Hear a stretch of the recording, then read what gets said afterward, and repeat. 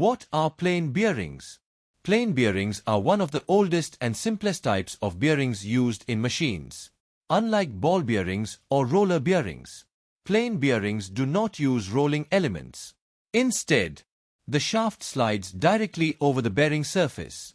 These bearings are also called sleeve bearings, bush bearings, and journal bearings. Plain bearings are widely used in engines, turbines, pumps, compressors, and heavy industrial machines.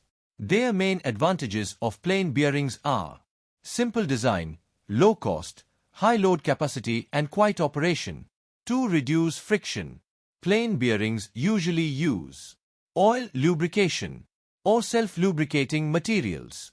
A thin oil film separates the shaft and bearing surface during operation.